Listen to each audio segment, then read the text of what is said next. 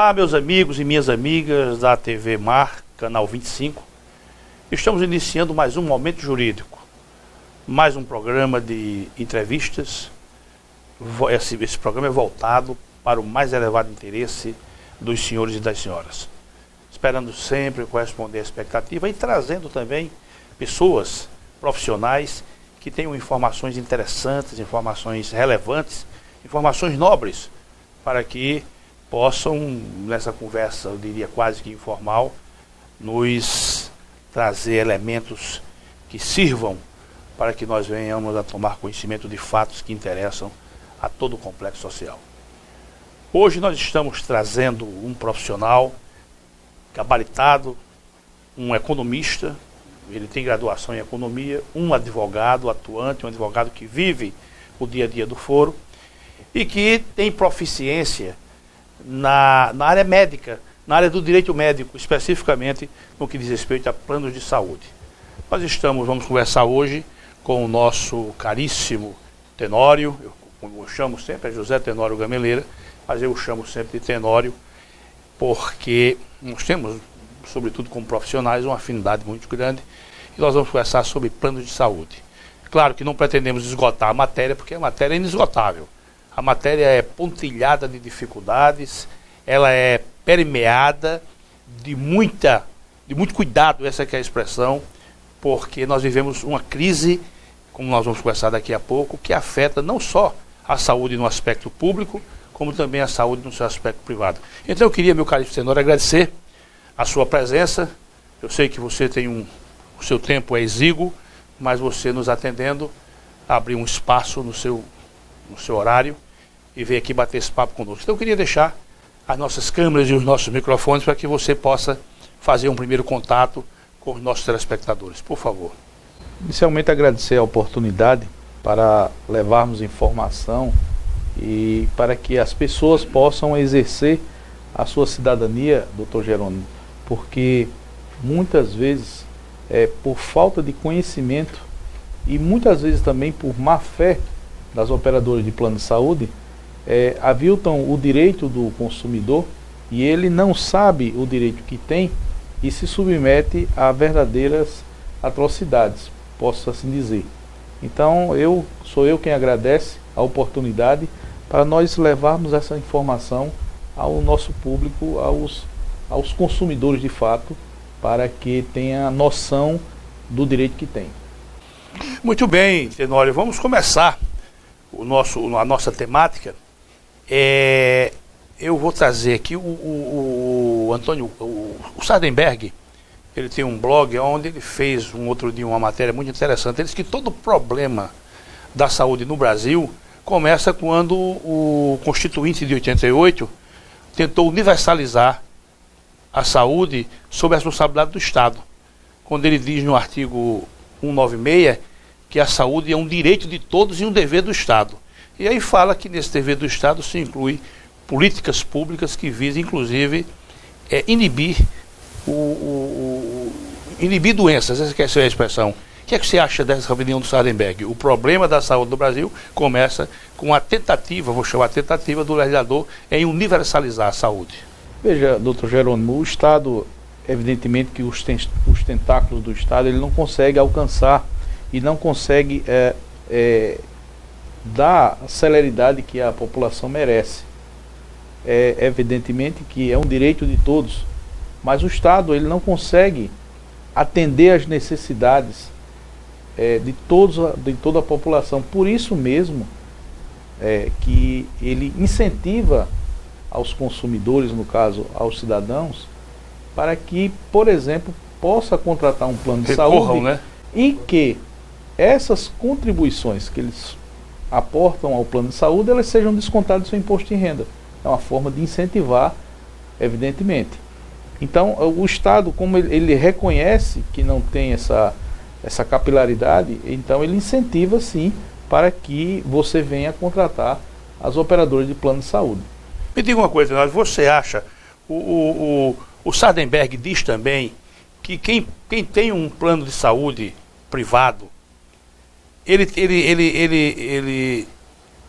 destina verbas duas vezes para o mesmo tema, saúde, quando ele desconta no imposto de renda para manter o SUS e quando ele tem que recorrer a um plano de saúde privado. Então, duas vezes o cidadão ele é onerado. O que é que você tem a dizer sobre isso? Doutor Jerônimo, é uma questão muito interessante que talvez seja a primeira pessoa a tocar nesse tema. A questão, doutor Jerônimo, muitas vezes os planos de saúde, por exemplo, eles alegam que você tem um problema de carência, por exemplo, de atendimento e então manda o paciente para, por exemplo, o Hospital Geral do Estado, que é custeado via SUS, verba SUS. Então, muitas vezes aquele paciente ele não tem problema algum de carência. Aliás, tem operador de plano de saúde que sequer tem na sua rede credenciada ou referenciada todas as especialidades que são determinadas pela Lei 9656, pelas normas da ANS, e encaminham para o Hospital Geral do Estado. Então, evidentemente que eu estou pagando, eu digo, o consumidor está pagando a operadora de plano de saúde, a operadora do plano de saúde recebe aquele dinheiro, não lhe atende e manda para o SUS. Então, o Estado, nós, através dos nossos tributos, que mantemos o SUS, acabamos sendo onerados duas vezes. Duas vezes. É necessário, e eu já vi agora uma entrevista com os vários governadores de estado, com o ministro da Fazenda, para que haja esse encontro de contas, porque muitos pacientes que são atendidos pelo SUS deveriam ser remunerados, ou melhor, o SUS deveria ser remunerado pelos operadores de plano de saúde. Então isso é muito importante, onera os cofres e deve haver uma fiscalização eficiente para que, se as operadoras de plano de saúde que não atendem o consumidor e recebe, é justo que ela venha a ressarcir ao sistema SUS. Me parece, antes de nós entrarmos no nosso assunto de fundo, me parece que já há uma determinação nesse sentido, eu diria melhor uma fiscalização nesse sentido, quando se trata de acidentes de trânsito, que ele é atendido pelo SUS, o SUS então já cobra do indivíduo que cometeu a infração de trânsito que determinou aquele atendimento. Muitas vezes aquele consumidor ele recebe o recurso do DPVAT, mas aquele que efetivamente causou o acidente, eu já vi decisões judiciais em que o magistrado determina que ele venha ressarcir sim ao sistema SUS. Muito bem, meu caro Tenório, já vamos agora entrar no assunto realmente, no núcleo, na temática, no seu núcleo. Então eu começo querendo ouvir sua opinião no seguinte sentido. Hoje nós sabemos que os médicos se dizem vilipendiados, eles não aceitam os valores que são pagos pelos planos de saúde. Os planos de saúde, por sua vez, se dizem literalmente escorchados, ou seja, exaustados no que se chama de aporte financeiro. Inclusive, havendo quebra, já vimos isso, que é o caso da Unimed São Paulo. Os hospitais e laboratórios também, por suas vezes, se dizem também não suportar mais. E o usuário diz que está terrivelmente perdido. Nessa coisa meio insana, nessa insatisfação geral, quem é que está com razão, quem é que está com a verdade, quem é que está realmente sendo onerado? Muito boa pergunta. Inicialmente, os consumidores, eles estão sendo lesados porque há uma contratação em que ele faz o pagamento das suas prestações, das suas mensalidades, e ele deve sim ser bem atendido. Então, o consumidor ele paga e tem que ter a sua contraprestação de forma equânime. Agora, o que é que acontece? Os próprios, e o senhor tocou num assunto interessante, os próprios médicos conveniados, os médicos cooperados, no caso de cooperativa... Conheço muitos que estão correndo, não quero mais. Então eles estão deixando as operadoras porque elas estão pagando valores valores sem a menor noção. Li outro dia R$15 por consulta. Eu já vi procedimento cirúrgico de R$200. Você ficar 4, 5 horas em pé com um paciente para ganhar R$200. E o risco, né? E o risco, e toda a responsabilidade e o investimento, evidentemente, que o médico fez na sua profissão. Então, o que me parece, é que quem menos está com a razão é a operadora, porque ela é que detém o poder tanto de receber a contratação do consumidor, como de pagar a sua rede credenciada e referenciada. Então, me parece que no caso da Unimed Paulistana foi um problema de gestão. Gestão, né? Então, assim, é muito triste nós vermos e como essas operadoras procedem. E eu digo sempre, e não me canso de dizer, graças à última trincheira da cidadania nossa, que é o Poder Judiciário, é que vem corrigindo esse tipo de distorção. Então, assim, se nós não tivéssemos os judiciários atuando como aí sim, nós estaríamos num caos completo. O Tenório, e ainda, tomando como referência o artigo do Sardenberg, ele diz o seguinte, eu queria lhe ouvir nesse sentido. Ele diz que o padrão, a expectativa seria, para cada R$100 arrecadado, o plano gastar 75 com atendimento médico. Cada R$100 gastar 75. O que está acontecendo atualmente é que em cada 100 ele está gastando 140. Quer dizer, está caminhando para uma via, isso me parece que foi constatado em números, parece-me que está caminhando para uma via de difícil solução. Você tem número nesse sentido? Não, eu não conheço efetivamente esses números, mas eu já vi muitas, lá no meu escritório chegou muitas reclamações e eu já percebi que me parece que existe um marcador, um score, um marcador para aquele médico que gera menos despesas para o plano, ele tem uma remuneração extra. Já ouvi esse tipo de reclamação. Certo, você não leu nada disso? Não li, não posso afirmar efetivamente porque nunca tive essa constatação. Somente de ouvir dizer. Então, me parece que as operadoras, algumas operadoras procedem dessa forma. O Tenório, já agora, uma outra vertente. Na relação entre usuário e plano de saúde, essa relação é alcançada pelo CDC, pelo direito consumidor. Vamos esclarecer isso para os nossos telespectadores. Qual é a vantagem que o consumidor tem nessa relação contratual se encontrar alcançada pelo Código de Defesa do Consumidor? Qual é a grande vantagem? Vejamos, o STJ, o Superior Tribunal de Justiça, já definiu e está sumulado que essa relação entre consumidor e plano de saúde é uma relação de consumo. Então, quanto a isso, não há nenhuma dúvida. As vantagens são inúmeras. Você ser tutelado pelo Código de Defesa do Consumidor, primeiro, conceitualmente, você é a parte vulnerável na relação de consumo. É sempre visto como uma parte vulnerável, né? A parte vulnerável, a parte mais fraca nessa relação de consumo. E não é somente face ao poderio econômico da operadora, também face ao poderio técnico da operadora. Qual a vantagem para o consumidor, você que está em casa? Primeiro, eu poderia dizer para o leigo que está em casa, num direito normal, por exemplo, se eu digo que aquela casa me pertence, aquele automóvel me pertence, então, eu, autor, o Código de Processo Civil, no artigo 333, ele diz que eu que tenho que provar o direito... Fazer a prova. Na relação do consumo é uma exceção, existe a inversão do ônus da prova, em que eu digo que aquele carro é meu e você, parte adversa, é que tem que provar que o carro é seu. Então, o que é que torna isso mais palpável para o consumidor? Por exemplo, quando você vai contratar uma operadora de plano de saúde, então você responde aquele questionário, se você tem lesão pré-existente, etc, etc. Então, se você consumidor, e eu sempre digo, a relação de consumo tem que ser uma relação de boa fé, tanto do fornecedor como do consumidor.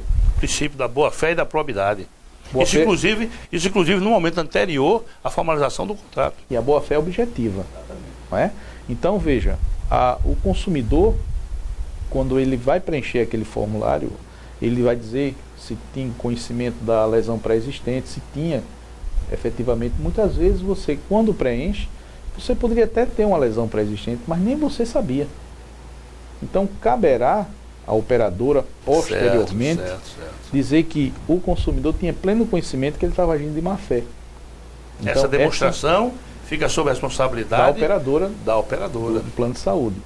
Então, nós temos, por exemplo, doutor Jerônimo, a eleição do foro do domicílio do autor. Vamos supor que a operadora do plano de saúde, a sede dela seja em São Paulo. Então, isso é uma vantagem enorme do consumidor poder fazê-lo de forma tranquila. Do lugar onde ele mora. No lugar onde ele reside. Então, tem uma série de questões e benécias que você utiliza através do Código de Defesa do Consumidor, as práticas abusivas que estão no artigo 39 do Código de Defesa do Consumidor, toda aquela parte da proteção e da prioridade que o consumidor tem. Enfim, é um sistema fantástico. O CDC protege o consumidor, essa que é a expressão. Ele protege o consumidor e também acaba protegendo também o fornecedor.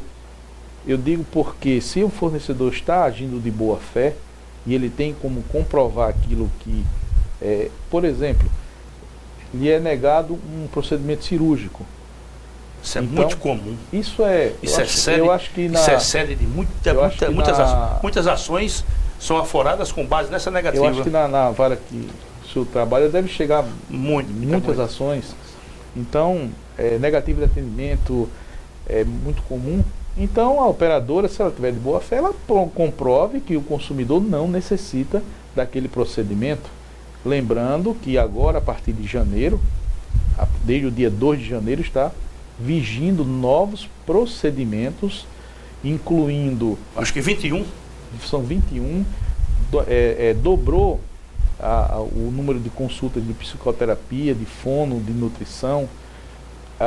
Foi uma inovação muito grande. Alguma coisa na área cardíaca também? O cardiodesfibrilador, que é uma questão que, por se tratar de um equipamento mais caro, era basicamente via judicial. O senhor que quase foi um médico sabe a importância do também otorrino, também a novidade a implante coclear através no osso da... Eu não entendo bem essa parte de medicina. Eu sei que o senhor entende.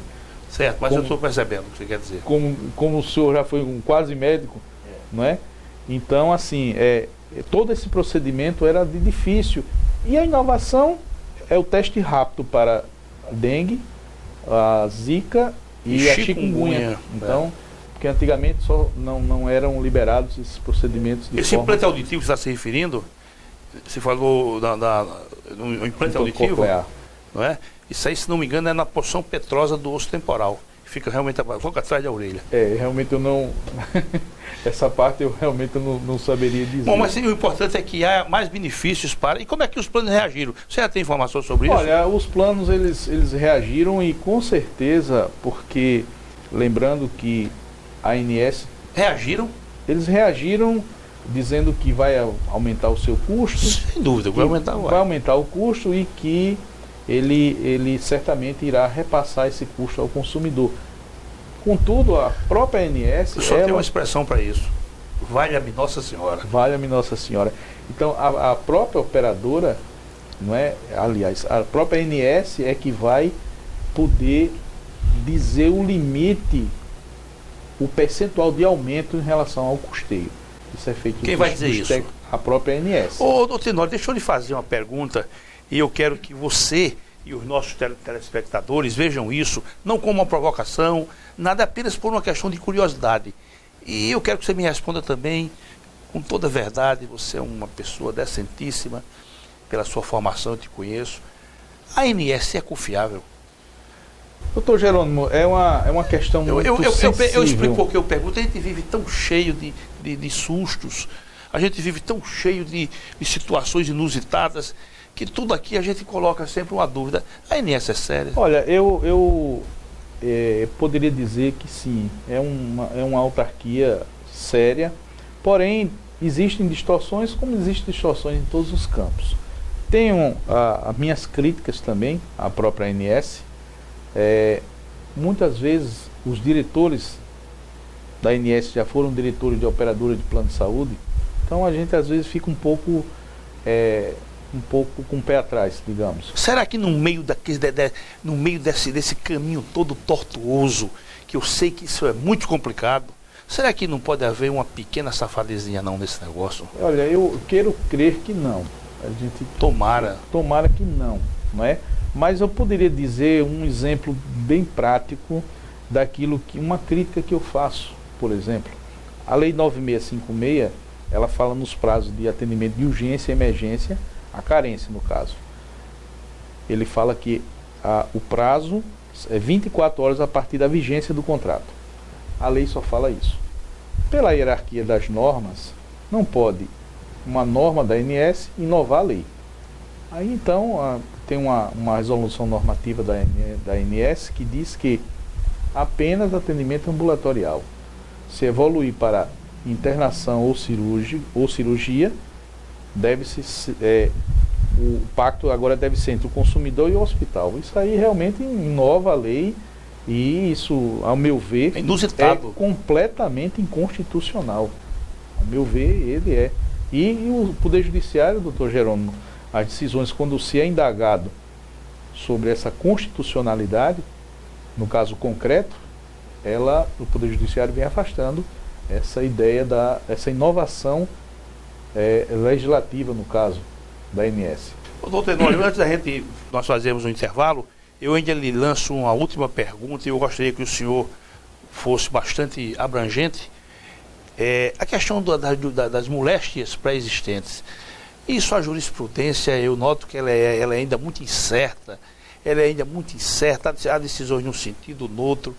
O que é primeiro para os nossos telespectadores, o que é uma doença pré-existente e como é que a jurisprudência vem tratando isso nas ações que chegam ao foro? Muito boa pergunta.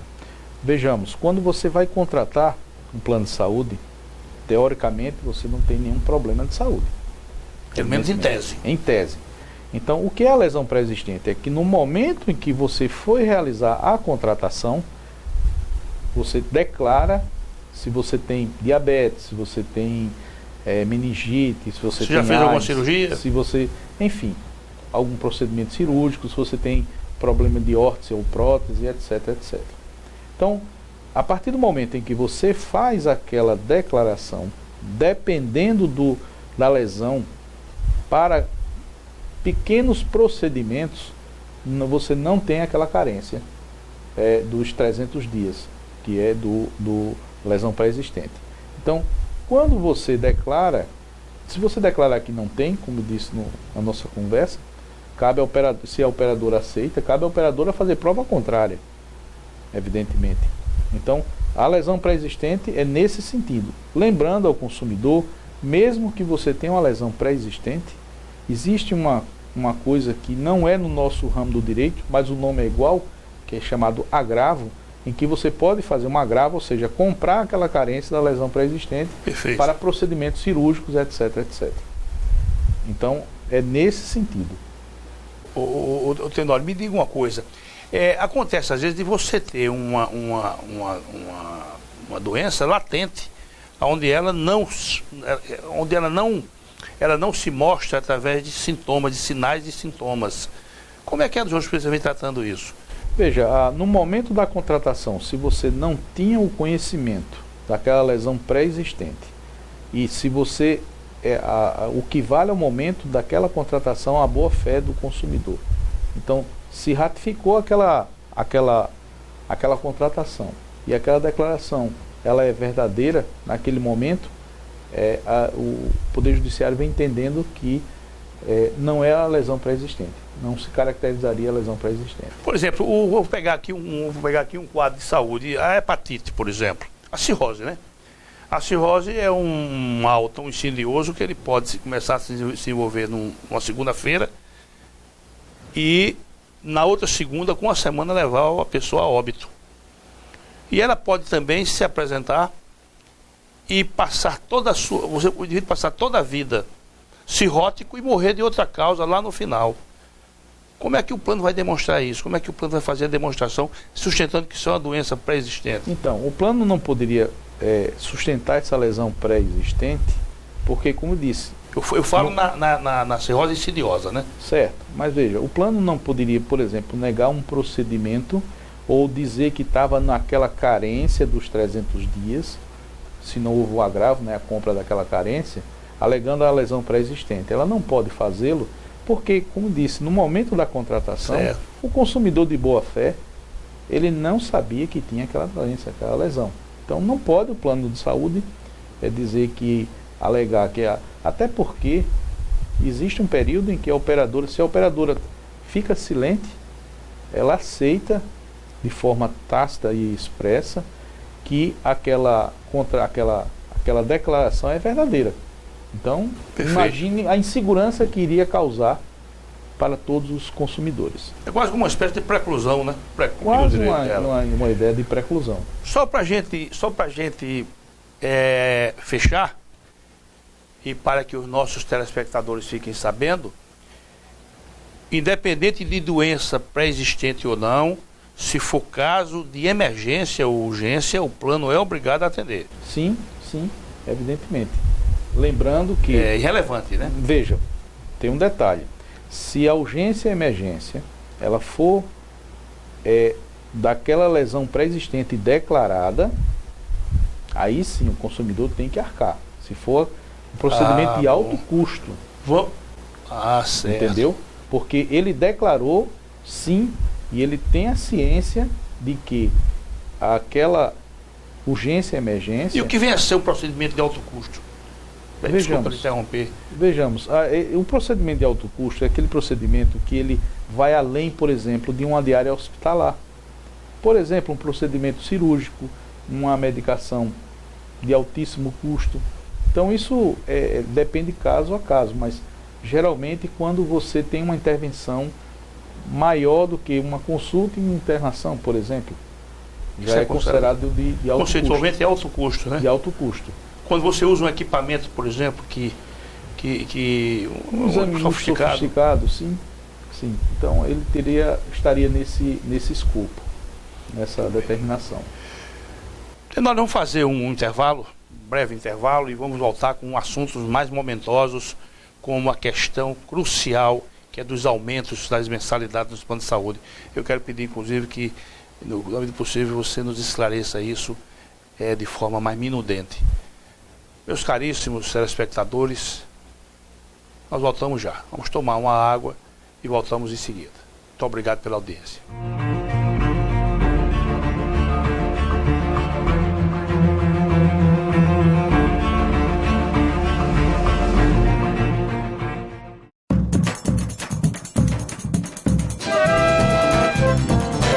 Minha terra é minha gente, o meu povo é o meu lugar. Isso é o que me faz contente, isso é o que me faz sonhar com um futuro diferente para quem souber buscar.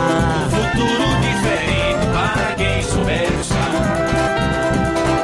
A vontade é persistente, a coragem é tradição. O exemplo é tão somente de força e superação. É luz da mesma corrente que vai do mar ao sertão. É luz da mesma corrente que vai do mar ao sertão. Andando e aprendendo de perto eu vou vendo o que eu só fazia imaginar. A voz de Alagoas ecoa em meu canto enquanto viver meu cantar. Enquanto viver meu cantar. Alagoas minha gente,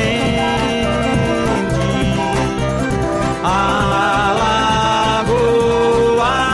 meu lugar. Toquei meus pés nesse chão, deixei esse mar me lavar.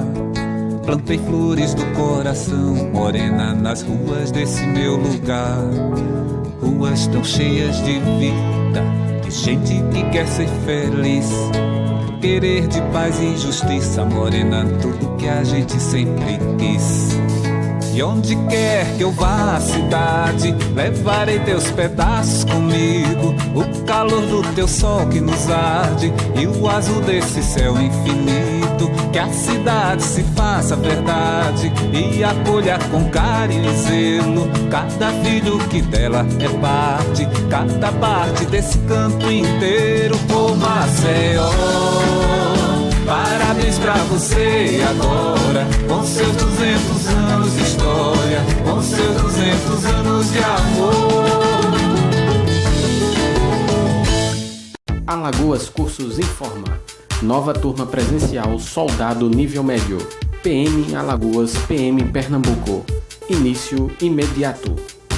E também novas turmas nível médio.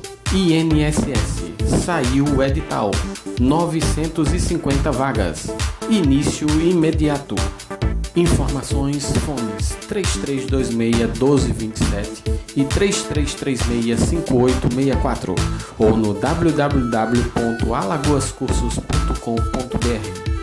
Alagoas Cursos, preparando para vencer.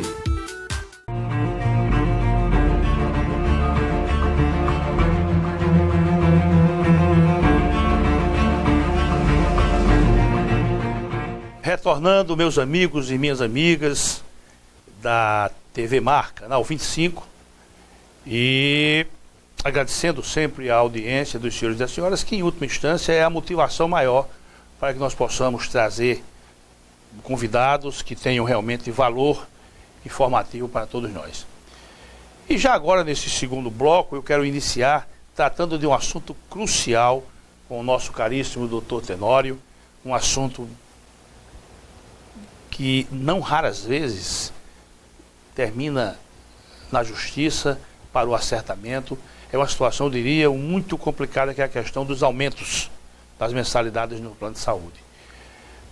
Inicio perguntando a você, Tenório, esses aumentos, qual é a origem deles? Qual é a base que, por exemplo, a ANS toma para fixar o valor do aumento? Muito boa pergunta. Veja, para esclarecer a população, nós temos dois tipos de aumento. Um tipo de aumento que ele é constante até você não mais contratar o plano, que é em relação ao custeio. A ANS toma por base o custo hospitalar, o custo dos procedimentos, toma por base a inflação, toma por base os aportes financeiros que são feitos às operadoras, enfim. A ANS ela vai definir anualmente o percentual de aumento em relação ao custeio. Lembrando que esse percentual ele é aplicado aos planos individuais e aos planos familiares. E alguns planos de categoria econômica, por exemplo, como o Clube o CREA, a OAB, etc. Então, é nesse sentido que é feito esse custeio. Aí eu poderia se perguntar, e as contratações empresariais? Vejamos, as contratações empresariais, a ANS ela não regula esse tipo de aumento. Contudo, é bom observar, por isso, a importância de ser tutelado pelo Código de Defesa do Consumidor. Vejamos, se na contratação empresarial não tiver definido a forma do reajuste, ela for omissa, ou seja, há uma omissão ou há uma dúvida em que percentual a ser aplicado, utilizará o percentual do plano individual ou plano familiar, justamente porque o Código de Defesa do Consumidor, o que é que ele diz? Na interpretação, na dúvida, a interpretação sempre será em benefício do consumidor. Uma importância a mais de ser tutelado pelo Código de Defesa do Consumidor. Então, nesse aspecto, de forma contínua, do trato sucessivo, que é a contratação, é o tipo de contratação, ele terá esses aumentos regulados, ora pela ANS, ora pela... Mas esse aumento é anual? Ele é anual. Geralmente é todo mês de junho de cada ano, a ANS divulga. Me parece que o último de junho do ano passado ficou em torno de 13%. Em torno mais ou menos disso. O Tenório, e o usuário ele recebe em casa, ele tem que receber em casa um comunicado por parte da operadora desse aumento minuciado. Ele vai receber no seu boleto daquela prestação dizer o número da resolução e que a ANS autorizou aquele percentual. Mas ele não recebe no documento à parte, não? Não, no próprio boleto vem aquela informação que a ANS, através de resolução número X, autorizou o aumento. E se tiver dúvida, o consumidor tiver dúvida se aquele percentual é o correto, você tem duas formas de fazer essa verificação. Por telefone, de forma gratuita, no 0800 701 9656, ou pela internet, no www.ans.gov.br. Então pode se ligar e perguntar, ela vai pedir o número da sua... toda a carteira de plano de saúde, doutor Jerônimo, é bem bom colocar, no verso da carteira vai ter o número do registro daquele plano na ANS. Então a operadora, quando você ligar para a ANS, ele vai pedir aquele número e você se identifica e diz que foi aplicado e quer saber se aquele percentual realmente é o verdadeiro, o correto. Então a ANS vai confirmar aqueles valores e não tem dúvida alguma. Esse em relação ao custeio. O grande nó, a grande confusão é em relação também à faixa etária. Nós temos várias faixas etárias e que a última faixa etária para aumento em relação à idade é até 59 anos de idade. Por que eu digo que isso é uma coisa muito sensível? Primeiro, o Estatuto do Idoso, você só é idoso a partir dos 60. Só que existe uma regra que a última faixa etária não pode ser maior do que 6 vezes o valor da primeira faixa. Então, muitas vezes, a operadora dá um aumento abusivo aos 59 anos e o próprio Poder Judiciário vem reconhecendo que é uma burla ao Estatuto do Idoso, mesmo você não tendo completado os 60 anos. É uma burla. O que é fato é que a partir dos 59 anos, você não pode, você que está em operador, você que contrata operador de plano de saúde, você não mais pode ser reajustado em relação à idade. Ao custeio, como eu disse, ela é de forma sucessiva, mas em relação à idade, não. E o que é que acontece? Muitas operadoras também, elas não, digamos assim, ela não diz de forma clara os percentuais em relação às faixas. Isso gera, quando gera dúvida, mesmo que a contratação seja empresarial, você vai para a regra da ANS. Então, lembrando, independente se o plano foi contratado antes de 99 ou posterior a 99, certo, que são chamados planos novos, os planos regulamentados, independente, o Poder Judiciário vem se pronunciando que aplica-se o Estatuto do Idoso. Porque, doutor Jerônimo, pasme, existiam contratos que previam aumentos em relação à idade até os 70 anos. Isso não se sustenta pelo Judiciário. Não se sustenta por conta do Estatuto do Idoso. E havia também uma interpretação, uma dúvida, a saber se aplicava-se ou não o Estatuto do Idoso, porque muitos contratos foram assinados antes do Estatuto do Idoso. Mas aí me diga, como é que vai se dar o aumento? É só com relação à inflação? É em relação ao estudo que a ANS faz. Por exemplo, o indivíduo tem 61 anos. Não vai haver mais aumento. Só em relação ao custeio. Ah, bom. Todos os anos ele vai ter esse aumento, mas em relação ao custeio. E não mais à idade. Porque pode coincidir de você ter até 2 aumentos por ano. Muitas pessoas indagam, coincide naquela faixa de idade, você virou, fez aniversário, você já vai ter automaticamente um reajuste. Aí pode ser que, vamos supor que você faça aniversário em maio. Então, na mensalidade de maio, você já vai ter um aumento em relação à idade. Em junho já vai ter o aumento em relação ao custeio. Isso é extremamente normal. Agora, existem várias distorções. Por exemplo, muitas operadoras de má fé, doutor Jerônimo. O consumidor completa 70, passa até dos 70 anos, eles continuam dando aumento em relação à idade. Eu já vi casos de consumidores que hoje, com 76 anos de idade, está pagando quase R$4.000. R$4.000 de mensalidade. Então isso é um absurdo, evidentemente. E que, levando isso ao Poder Judiciário, não tem a menor dúvida que isso é corrigido. Só uma informação para a gente continuar nesse assunto, só uma informação para você, telespectador. Agora, coisa recentíssima, já em fase de toda essa crise que está vivendo no nosso país, 500 mil usuários de plano de saúde deixaram os planos de saúde porque não suportam pagar.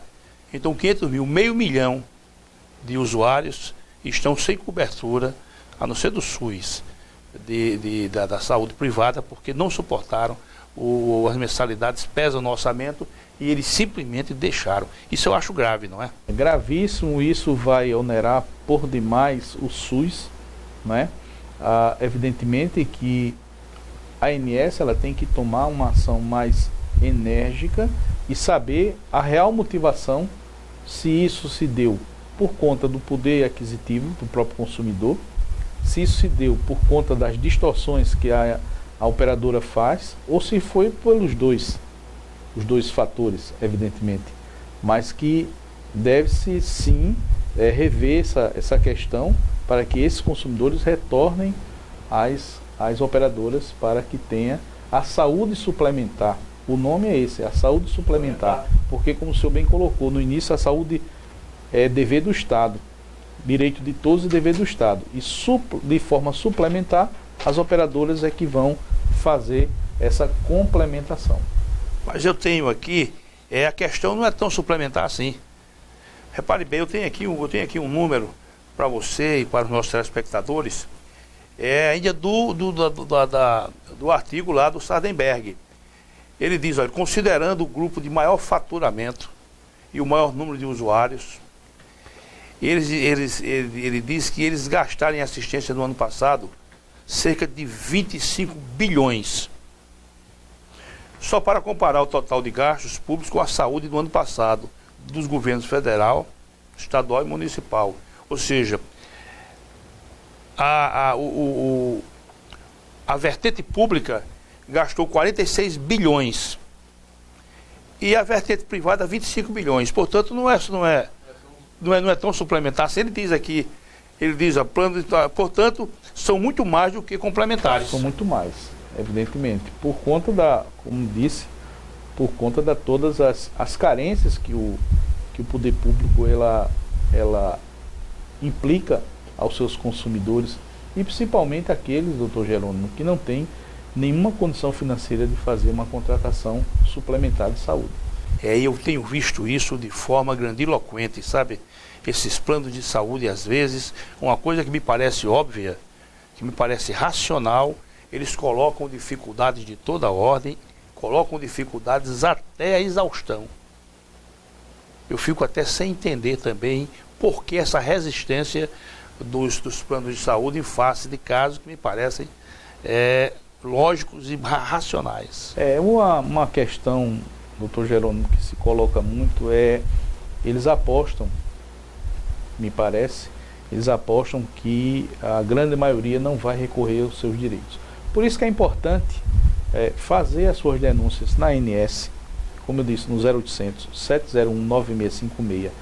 Faça as suas denúncias. Aquelas consultas que tem aqueles prazos, consulta simples de 7 dias, que não sejam contempladas, que não sejam atendidas, faça suas reclamações da ANS, que esses planos são punidos. É importante o cidadão também, ao exercer a sua cidadania, fazer a sua reclamação, está ajudando a sociedade como um todo. Agora, Tenório, me diga uma coisa, você acha que o usuário de plano de saúde, ele recorre muito aos planos de saúde? Eu acho que na gama,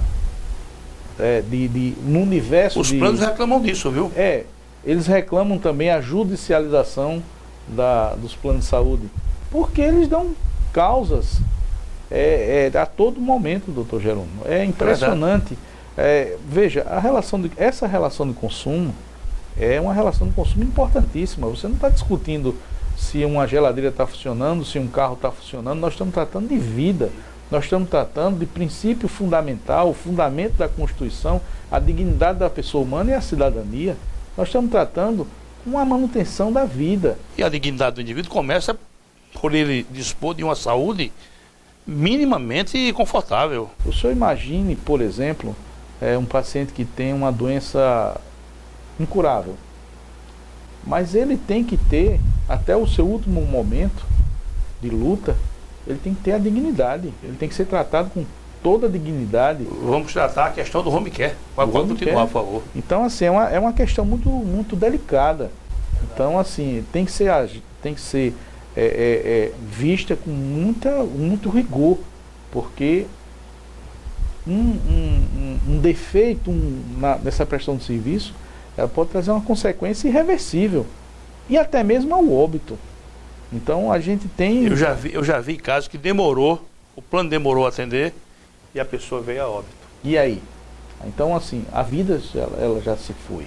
Terminou a personalidade jurídica com a morte. Então, não é possível fazer dessa forma. Só para ilustrar, o padre Antônio Vieira, ele numa das suas pregações, ele falou sobre o terrível sentido da palavra não. Ele dizia que o não, ele falando em espanhol, ele dizia que o não é uma expressão tão terrível, que é non em espanhol, que tanto você fazia ler de trás para frente, como da frente para trás, vamos chamar assim, a pancada seria a mesma. Então ele dizia que uma das coisas mais tristes que pode acontecer, estou dizendo isso para a gente entrar na questão do home care, uma das coisas mais tristes que pode acontecer é você chegar numa idade avançada e ter que pedir. Mas mais triste do que você ter que pedir é, ao pedir, receber um não. Pois é, a própria doença, o senhor que já foi quase um médico, a própria doença... Ela mas não tinha talento nenhum, eu descobri logo cedo. Então veja, já tem o estresse da própria doença. Então você tem o estresse da doença e o estresse de não saber o melhor, se o seu tratamento será concedido de forma legal. Verdade. Então isso já gera um estresse enorme, evidentemente. Tenório, me diga uma coisa, já tratamos dos aumentos, já temos mais ou menos uma noção dos aumentos, porque esse assunto é inesgotável. Vamos passar agora para a questão do home care. É uma questão ainda hoje, aqui e acolá é um problema, aqui e acolá é uma dificuldade, não raras vezes uma negativa. Como é que e é importante demais o tratamento sobre o regime de home care, não é verdade? Importante demais. Queria que você fizesse algumas considerações sobre isso. Mais uma vez eu agradeço a oportunidade de poder esclarecer essa questão do home care. Inicialmente o home care, ela é uma extensão da internação hospitalar. É preciso ver isso, né? É preciso ver isso. Que não é novidade, é uma extensão. É uma extensão. Então veja, ora você está o gênero é internação hospitalar. Ora você está em regime de internação hospitalar no hospital, ora você está em regime de internação hospitalar na residência, no domicílio. Então, muitas questões, por exemplo, várias operadoras colocam que no contrato que firma com os seus consumidores, ele diz que não é obrigação da operadora fazer o atendimento domiciliar. Evidentemente que é uma distorção e eles utilizam essa cláusula para negar o home care. O atendimento domiciliar que ele fala é, por exemplo, você está em casa e quer que o médico venha lhe consultar, você está com uma gripe, você está com um problema de saúde qualquer e quer que o médico venha lhe consultar. Evidentemente é nesse sentido. Então, eles de forma maliciosa, maldosa, colocam que não pode liberar o home care porque é um atendimento domiciliar. Veja, primeiro, tem que haver uma indicação do médico assistente para que você seja internado. O paciente não está de alta. Quer dizer, o home care não fica ao alvedrio, não fica somente na percepção do paciente. Tem que haver uma indicação do médico assistente. O médico é que vai definir, o médico assistente, ele é que vai definir a necessidade, a real necessidade dessa internação no domicílio. E aí eu já aproveito para dizer aí o seguinte, que a palavra do médico assistente é quase como uma palavra de rei. Sim, o médico assistente... A própria jurisprudência já trata disso. Sim, o que importa é a palavra do médico que assiste o paciente. Com certeza. Então o próprio médico assistente, ele é que vai dizer o norte, ele é que vai dizer a forma dessa internação, como ele vai querer, por exemplo, a equipe multidisciplinar de fono, de terapia ocupacional, de fisioterapeuta, de enfermeiros, de assistente de enfermagem, etc. Então ele é que vai definir esse tipo de internação. Então a operadora não pode se negar nesse sentido. E como disse, e não me canso de elogiar o Poder Judiciário, porque eles vêm entendendo e vêm atendendo aquilo que o próprio médico assistente ele assim pede e determina. Ô Tenório, veja bem, vamos só abrir um parênteses e fecha em seguida. e fecha em seguida. Eu não conheço nenhuma jurisprudência que contraste com isso que nós falamos. Ou seja, desmerecendo a palavra, a indicação do médico que assiste o paciente. Você conhece alguma? Não, nenhuma. Não existe, é unanimidade, né? Eu não conheço, a não ser que a operadora de plano de saúde demonstre e prove que o médico estava agindo de má fé. Sim, claro. Então, claro, evidentemente. Claro. Não é? Uma outra coisa, Tenório, como é uma extensão do tratamento hospitalar, o home care, eu já inclusive já vi a opinião abalizada de que o tratamento, ou seja, o prosseguimento do tratamento na modalidade home care é inclusive menos oneroso para o plano. Sim, além de ser menos oneroso ao plano, ele traz menos risco. É altamente benéfico ao paciente. Claro, por conta da infecção hospitalar. Isso. Evidentemente. A própria presença da família. A família, o conforto. É um netinho passando por ali. Às vezes não é um netinho, é um animal, um cachorrinho, uma coisa. Que isso dá um outro ânimo ao paciente de recuperação, máximo pessoas idosas. Então por que essa insurgência dos planos de saúde? Eu acho que isso é até cultural. Para que talvez não se dissemine esse tipo de pedido. Eu acho que isso é mais cultural do que, evidentemente, em relação ao custo. Agora, eu queria fazer uma ressalva, é que a indicação do home care é feita pelo médico assistente. Porque muitas vezes existe um fio muito fino, quase que uma navalha, entre home care e serviço de cuidador. Ah, certo. Porque muitas vezes as famílias, o paciente, ele precisa, ele deambula, ele anda, ele faz tudo. O que é que ele precisa? Uma pessoa para fazer a higiene pessoal do paciente, administrar algum alimento. Então isso evidentemente não é home care. Isso é cuidador. De cuidador que não é coberto. Ele não é obrigação das operadoras de plano de saúde. É outra coisa que... É uma outra, certo. É um chamado cuidador leigo. Certo. Então tem que ser visto com bastante cautela.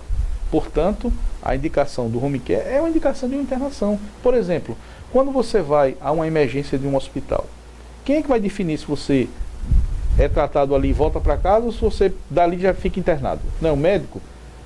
Então, o próprio médico é que vai definir se você vai, quando você está internado em um hospital e o médico verifica ser melhor, ser benéfico para aquele paciente, que ele continue internado, porém em casa, então ele é que vai fazer toda a ressalva e evidentemente que a responsabilidade técnica daquela indicação é do médico assistente.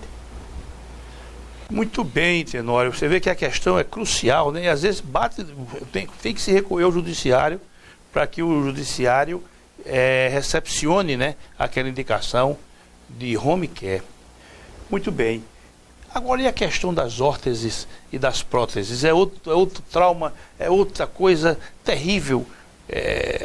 Recentemente a gente passou no canal de TV de maus médicos, verdadeiros delinquentes disfarçados de médicos, em que eles utilizavam aquelas indicações de prótese e órtese para benefício pessoal do médico. Eu acho. Então isso já passa a ser caso de polícia. Me parece que, não sei se já foi instalada, me parece que é uma indicação de uma CPI. Exatamente. De uma CPI nesse sentido, médico indicando a colocação de prótese, de órtese, sem nenhuma necessidade. E enfim. Então eu digo porque isso é uma distorção. Mas, voltando ao tema... E agora, veja, quando a gente fala isso, não está tirando a nobreza do médico. Não, evidentemente. A nobreza do médico. Eu falei dos maus médicos. Exatamente. A atividade médica ela é de uma nobilitância que ninguém ousa desconhecer. Não, agora, claro, que distorção existe em qualquer lugar. Então, veja, muitas operadoras, doutor Jerônimo, elas relutam, elas negam um procedimento dizendo que colocação de órtese ou prótese ela é negada. Porque no contrato e nas próprias normas da ANS, ela diz que não é obrigação do plano de saúde. Evidentemente que o Poder Judiciário já se debruçou muito sobre essa questão e não tem a menor dúvida se aquela prótese foi inerente ao sucesso cirúrgico, juridicamente ela não passa a ser prótese. Ela tem que ser, A operadora é obrigada a custear. Por exemplo... Só para fazer um esclarecimento aos nossos telespectadores, só para esclarecer, a prótese é o sentido de substituição e órtese no sentido de auxiliar. Isso, exatamente. Membro ou função. Isso. Então, por exemplo, o senhor sofre um acidente de automóvel e tem uma fratura exposta na perna. Então precisa colocar é porque eu não sei o nome técnico daquilo, mas precisa colocar uma platina, alguma coisa, uma haste. A operadora vai dizer que aquilo ali é uma prótese, que não pode liberar. Evidentemente que se você operar o paciente e não colocar aquilo, a cirurgia é completamente em vão. Ou seja, se você não colocar aquela haste de platina, você não vai ter sucesso nenhum cirúrgico. Outro, não é o caso da obesidade mórbida, que fica depois da cirurgia plástica, ela é como um complemento. Muito boa questão. Entendeu o que quer dizer, né? Muito boa questão. As operadoras, elas dizem, e está nas normas, ela diz que se aquele procedimento é meramente estético, ele não tem a cobertura obrigatória pela operadora. Perfeito. Por exemplo, a mulher precisa fazer uma mamoplastia, que é para redução dos seios, perfeito, porque acarreta, por exemplo, um problema na coluna vertebral. Né? Certo. Então veja, as operadoras, muitas delas negam, dizem, não, isso aqui é estético, mas o próprio médico ortopedista, ele faz um laudo dizendo que o peso da mama está deslocando, está forçando, digamos assim, a coluna. Então não é meramente estético, ele é para corrigir esse tipo, que já se tentou, é bem verdade, todos os tipos de procedimento. Por exemplo, você faz uma cirurgia de redução de estômago, cirurgia bariátrica, né? Que era uma outra questão que dizia-se também que não podia liberar, porque era uma cirurgia estética. Evidentemente que não é. Ela traz uma consequência, sim, você perder peso. Mas às vezes... Hoje já está classificado isso. Muitas vezes você tem um problema de diabetes gravíssimo. Tanto que o nome já está dizendo, obesidade mórbida. Então veja, se aquela retirada do excesso de pele que ficou, ela, por exemplo, o médico atesta que pode dar infecção, pode dar problema de circulação, etc, etc. O procedimento cirúrgico dessa retirada do excesso da pele, ela deve sim ser autorizada deixa eu só te falar, e sem querer lançar nenhuma polêmica, um juiz, em certa ocasião, graças a Deus que isso não foi aqui em Alagoas, graças a Deus, isso foi em Pernambuco, ele negou uma cirurgia, uma mamoplastia, a moça, inclusive com parecer médico, que estava comprometendo a coluna dele, e ele negou. Agora vou usar uma expressão aqui, me permita, senhor telespectador, na maior cara de pau, negou aquele procedimento, e eu fiquei olhando, isso no Recife, eu fiquei olhando assim, e só pude tomar uma decisão. Eu não quero mais nunca nenhum contato com esse sujeito. Não quero ir na casa dele e não quero que ele vá na minha, porque a insensibilidade daquele magistrado me marcou de forma tão grave que até o fim dos meus dias eu vou me lembrar daquilo. O senhor imagine, doutor Jerônimo, o senhor como magistrado que o é, a responsabilidade que tem e o poder que tem também, quando chega um problema de saúde, evidentemente acredito que o senhor, a primeira coisa que vai olhar é o parecer médico. Claro.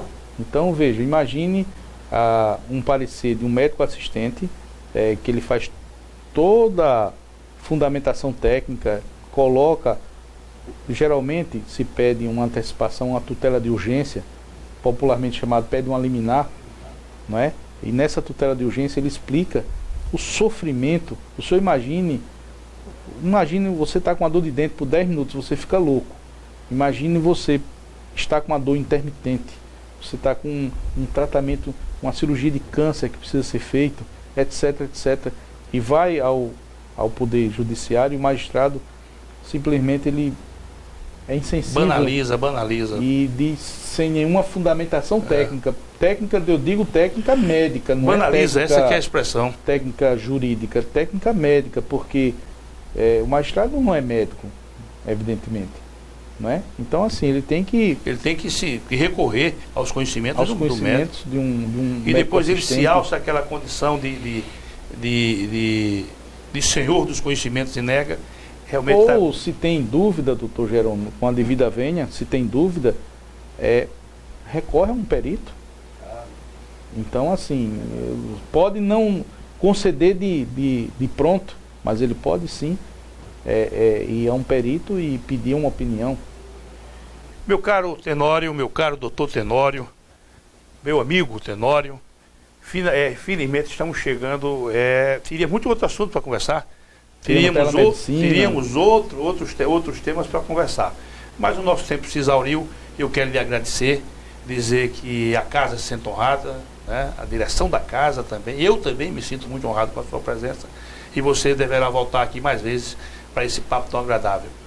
Senhores telespectadores, meus amigos, minhas amigas, espero que essa nossa entrevista, esse nosso bate-papo tenha sido de alguma utilidade. Voltamos na próxima semana, se Deus quiser.